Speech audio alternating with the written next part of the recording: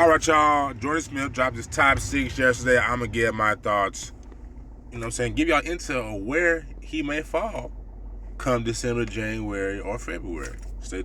All right, now, man, despite all the, not really controversy, the chatter that I caused in my top 10 video, the Rivals top 10, there's a lot of people that thought Jordan Smith should be high. I understand the brother's got potential, but his offensive game is not where it should be to be top 3. But nonetheless, let's get into where he may or may not go. Starting, I got to start with Indiana. I think Indiana is a dark horse in this race. A pipeline for and Syracuse, but we're gonna start at Indiana. You know what I'm saying? I believe the head coach of this. I think the head coach was the assistant coach at Paul VI, where he played his prep ball. Got him involved at Paul VI. Got him involved at Team Takeover. You know what I'm saying? At DC AAU team. So it's already comfortability. You know what I mean? There, it's gonna be a seamless transition. So boom, that's a dark horse. Second dark horse is gonna be number 2, Syracuse.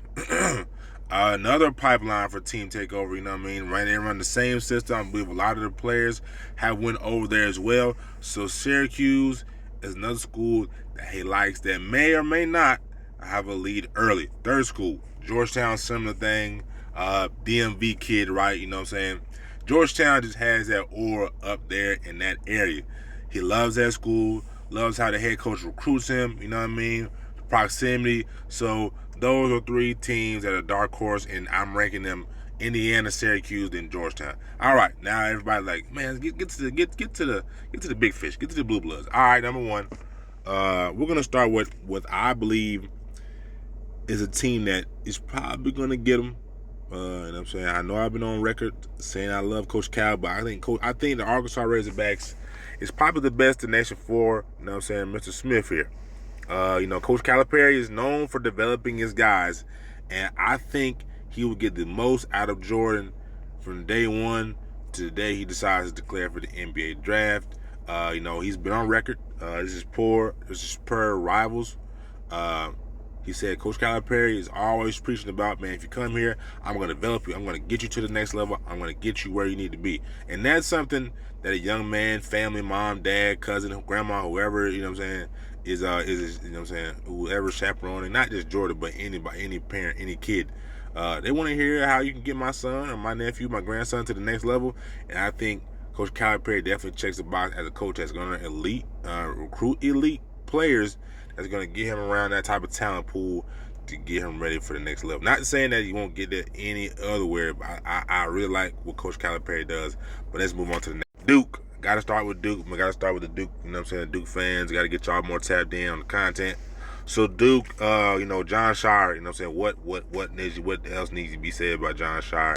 Another great coach, you know what I mean? Another motivator, you know what I'm saying? Just put Cooper Flagg number 1 overall. Yes, Cooper Flagg is a generational talent, but you know what I'm saying? To give him that trust early on, a lot of recruits will see that, like, man, he gave Cooper Flagg the ball early on, man. Maybe I need to do the same thing. But nonetheless, Jerry McCain is another one. Paul Caro. So, you know what I mean? I think Jordan Smith, it's going to be interesting to see how he uses him going to Duke. I think, you gotta put the ball in his hands early. Maybe not as a number 1 option, but as a number 2. You know what I'm saying? He's got to go somewhere where he can go through the ups and downs and work on his offensive game and like I said, propel that to the next level. Because right now, I got him compared to a Jonathan Kuminga. But let's go on to Kentucky. Mark Pope, another school. I can see him either going to Arkansas, like I said, or Kentucky. Mark Pope is another, and Mark Pope and the Wildcats are another solid destination, I think, for Jordan Smith. He's going to work in that extended triangle offense, you know what I'm saying, if you will, out there in Kentucky. He's got a lot of motion, you know what I mean? They kind of lead you down here, or you can work in a mid-range area, or you can spot up in the corner, and that's going to make him just a more technical scorer off the muscle. And we all know what he could do on the defensive end. People like Cameron Collins, oh man, you see what he did, Team USA. I did see what he did. I saw what he did in Team USA. You know what I'm saying? Scored well. You know what I'm saying? Rebounded well. Had 2 or 3 assists. Had multiple steals. I expect all that, man. But if he would have came out, like I said, and gave me 12 and had 3 or 4 assists, 5 rebounds, 2 steals, I'm like, okay, brother might be, you know what I'm saying, top 3 in class 2026. No shade.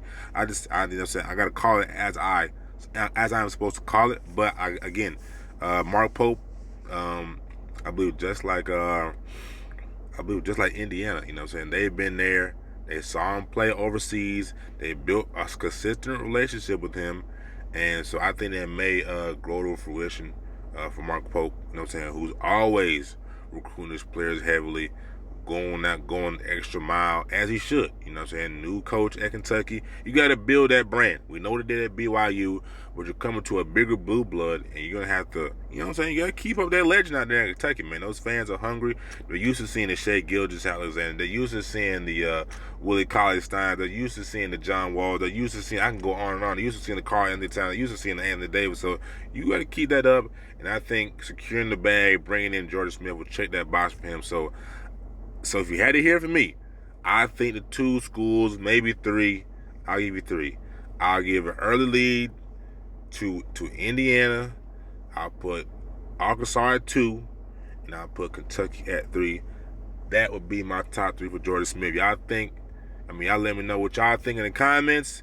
If I'm right or wrong, you know what I'm saying, we'll go back and forth respectfully.